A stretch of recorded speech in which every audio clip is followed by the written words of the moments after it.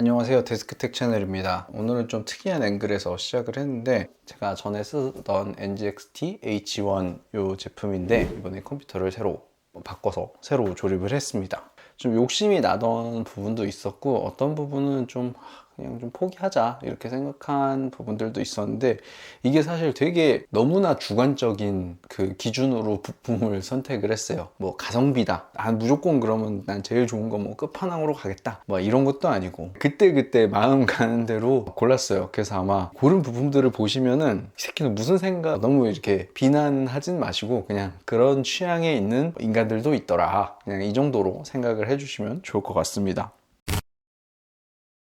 RTX 4000 시리즈도 나왔고, 인텔 CPU 같은 경우에는 13세대까지 출시가 됐죠. CPU나 그래픽카드를 바꾸려고 하면은 얘로는 감당이 안 될 것 같은 거예요. 첫 번째로는 발열이 감당이 안 될 거고, 두 번째로는 크기가 감당이 안 될 겁니다. 4000번대 그래픽 카드가 대부분 사이즈가 4080 기준으로는 못해도 330 이상 되는 굉장히 큰 그래픽 카드들인데, 얘는 끼울 수 있는 게 320이 채 안 됐던 것 같은데, 그래서 케이스가 이제 좀 마음에 드는 케이스가 뭐가 있을까, 프랙탈 디자인의 노스 케이스가 너무 예쁜 거예요. 그래서 너무 마음에 들어가지고 뒤도 돌아보지 않고 구매를 한 케이스고, 이제 케이스를 딱 결제를 하고 나니까 나머지들도 그냥 술술술 결제가 되더라고요. 다음 달 카드 값이 아마 되게 어려울지 않을까. 앞에 이렇게 보이시는 것처럼 우드로 되어 있습니다. 이거 진짜 우드로 되어 있더라고요. 맞아요, 진짜 우드. 맞아요. 이렇게 앞에 프론트 패널을 열면 140mm 팬 두 개가 기본으로 장착이 되어 있습니다. 얘는 이제 화이트 케이스이고 메쉬가 있고 틴티드 글래스 패널, 이 두 가지를 선택할 수가 있는데 저는 메쉬를 선택을 했어요. 제가 제일 걱정했던 것 중에 하나가 쿨링과 관련한 부분이었는데, 글래스 패널보다는 그래도 메쉬 쪽이 조금 더 발열 해소에 도움이 되지 않을까 생각한 면도 있고, 제가 컴퓨터를 설치하는 위치가 여기 보시면은 이쪽 왼쪽이란 말이에요. 글래스 패널 같은 경우에는 보통 왼쪽에 글래스 패널이 뚫려 있거든요. 틴티드 글래스나 이런 것들을 넣어도 여기서 보이지가 않아요. 오른쪽에 놔야지만 이게 보이는데, 왼쪽에 놓으니까는 쇠판밖에 안 보여요. 메쉬로 가면 좋은 게 PWM 컨트롤러를 4개짜리를 하나 더 줍니다. 그래서 쿨링 팬을 여기에 쏙쏙쏙쏙 이렇게 꽂아서 사용할 수 있는 컨트롤러가 하나 들어있고, 측면에 팬을 더 넣을 수 있는 가이드를 하나 더 줘요. 상단, 중단, 하단에 이렇게 붙여서 측면에서 쿨링을 할 수 있는 팬 가이드, 140mm, 140mm에서 280mm 팬을 붙일 수 있는 가이드를 추가로 더 주고요. 언뜻 보면은 되게 공간이 넓고 케이스가 크게 느껴지는데 실제로 공간이 되게 크지가 않아요. 이 쿨러 가이드를 추가로 더 달 수 있는데, 이 쿨러 가이드를 더 달기에는 이 케이블이 너무 걸려요. 그리고 상단도 마찬가지로 여기 시스템 팬이 걸리고 어디에도 들어가기가 좀 어렵습니다. CPU는 i7 13700KF로 골랐습니다. 되게 고민했어요. 13700K가 한 4만원 정도? 3, 4만원 정도 차이가 났는데, 거의 대부분의 컴퓨터 부품값이 너무 비싸니까는 4, 5만원도 굉장히 크게 느껴지더라고요. 외장글카 쓰면은 뭐 굳이 K 필요하겠나 이런 생각이 들어서 KF를 골랐어요. 저는 이 컴퓨터를 게임용으로만 쓸 예정이고 영상 편집용 컴퓨터를 따로 쓰기 때문에 내장 GPU가 없는 KF 칩셋을 선택했지만, 영상 편집이나 그래픽 작업까지 생각하신다면 꼭 내장 그래픽이 있는 K 버전을 선택하시기 바랍니다. 인텔의 퀵싱크라는 내장 GPU를 이용한 영상 인코딩, 디코딩을 지원하는 기능이 있는데, 이는 훨씬 쾌적한 작업 환경을 만들어주기 때문에 4, 5만원은 충분히 투자할 만한 가치가 있다고 생각합니다. 13600K를 골랐어도 상관없었을 것 같긴 한데, 제가 여기에 쓰던 게 1700K였거든요. 왠지 막 하나 뒤처지는 것 같은 걸 쓰는 것 같은 게 또 싫더라고요. 상식적으로는 납득이 안 되는 것들이 되게 많죠. 그 다음 메인보드.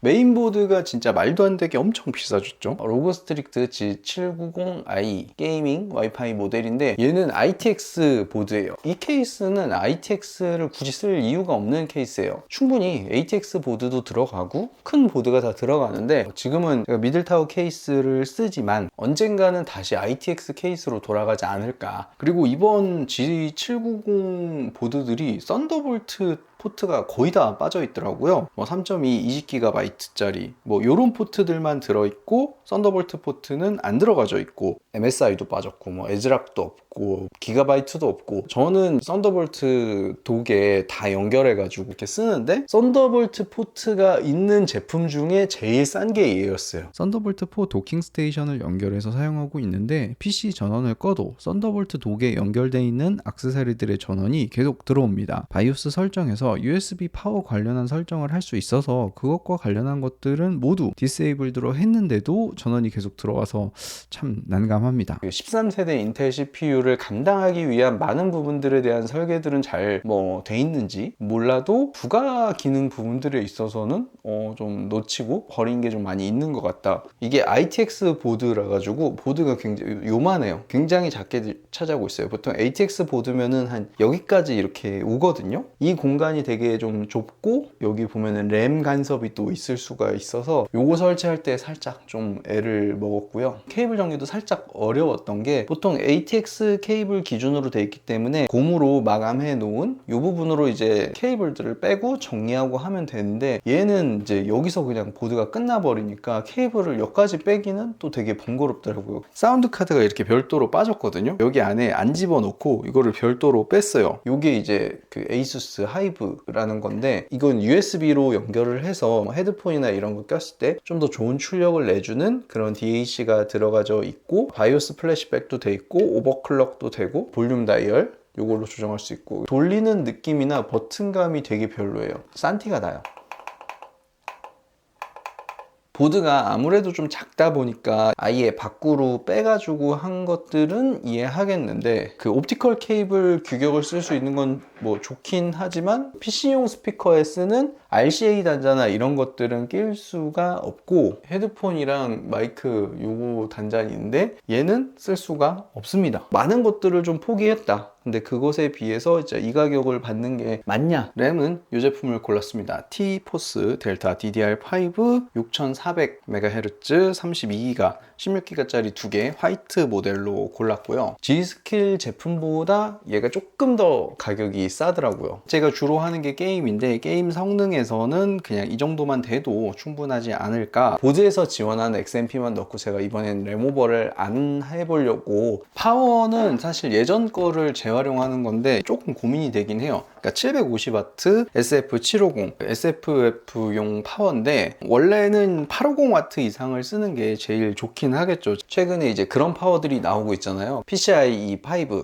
포트를 지원하는 ATX 3.0 파워들이 나오면서 되게 고민을 했어요. 근데 파워도 막 30만 원씩 하니까 일단은 그럼 있는 파워를 한번 써보고, 안 되면 그때 한번 바꾸자. 그리고 그래픽카드도 850W를 권장하는 그래픽카드가 있고 750W 그래픽카드들이 있어요. 그런 거를 좀 고르면 그래도 조금 전력이 덜 부담스럽지 않을까. 이 파워를 최대한 재활용 해보려고 했습니다. 쿨러 할 때 진짜 고민이 많았어요. 이 제품이 순행 쿨러가 가능한 게 상단에 240mm 아니면 전면에 360mm 360mm 라디에이터를 전면에 배치를 하면은 그래픽카드를 장착할 수 있는 길이가 굉장히 짧아져요. 305mm가 최대라고 하는데 305mm짜리 그래픽카드는 RTX 4080 시리즈 기준으로 따지면은 딱 그 제품 하나밖에 없어요. 파운데스 에디션 밖에 없습니다. 그러면은 상단 240mm로 가자. 원래 NGXT 크라켄 모델을 사려고 했는데 G53, X53 이런 애들이 다 단종이어서 품절이거나 말도 안 되게 너무 비싸져 있는 거예요. 한 놈만 걸려라. 얘네들이 지금 신제품이 곧 나올 예정으로 알고 있는데, 곧 신제품이 나온다고 하는데 굳이 또 돈 주고 사기엔 너무 아깝게 느껴지더라고요. 그냥 좀 버텨볼 수 있는 게 뭐가 있을까 이렇게 뒤적뒤적 하다가 또 되게 황당한 제품을 또 가져왔습니다. 리안리 갤러헤드 240. 이제 후면팬 하나만 더 추가했어요. 얘도 유니펜 SL 120 V2 이렇게 순행 쿨러, 그리고 펜 하나 이렇게만 꽂고 쿨러를 굉장히 간소화시켜서 한번 써보자. 나중에 발열이 안 잡히거나 뭔가 문제가 있으면 그때 좀 더 추가를 하거나, 아니면 NGXT에서 다음 세대 제품이 새로 나오면 그때 사자.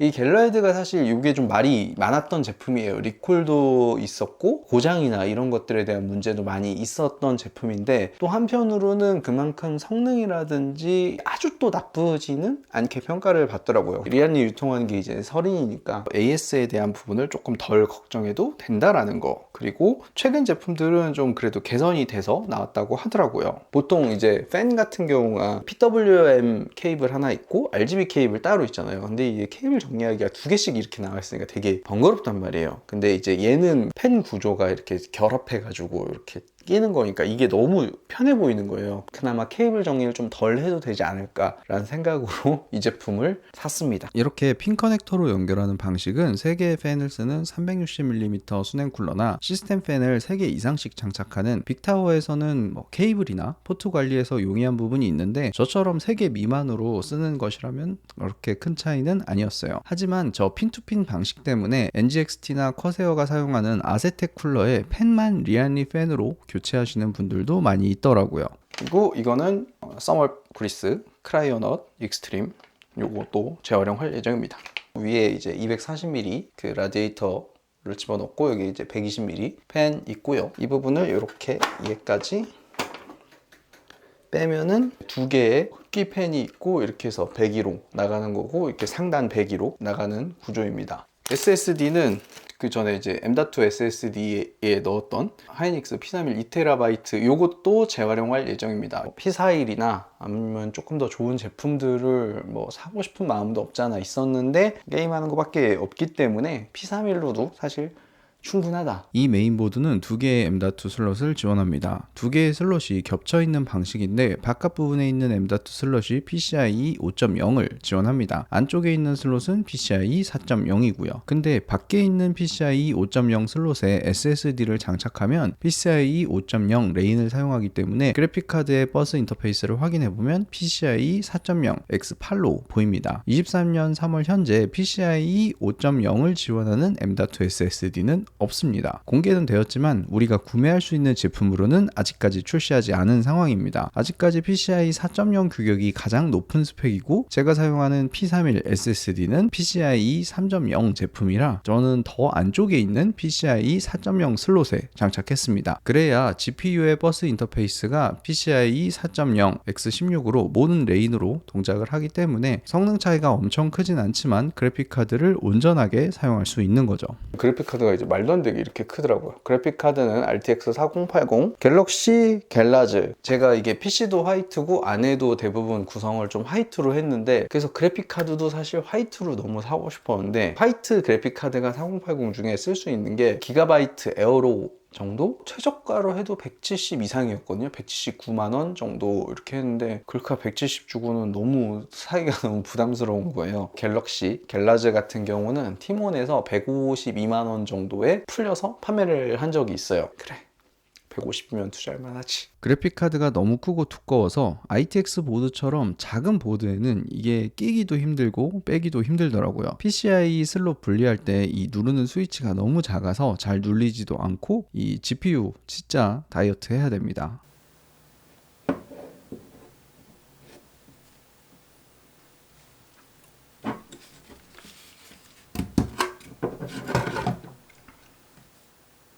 색깔이 일단 전체적으로 좀 안 맞죠. 흰색으로 세팅을 해놓고 이거 나머지는 다 시커먼색. 어차피 이 메쉬 패널로 이렇게 덮어서 하면 안 보이지 않냐. 그러면 괜찮지 않을까. 엔트리에서 하나 위, 보이즈 바로 위에 어떤 되게 고급형 그래픽 카드는 아닌데, 디자인이라든지 쿨링 정도 부분에서 고급형이라든지 더 비싼 제품에 비해서 약간의 차이가 있을지언정 제가 사용할 때 이 정도면 좀 충분하겠다.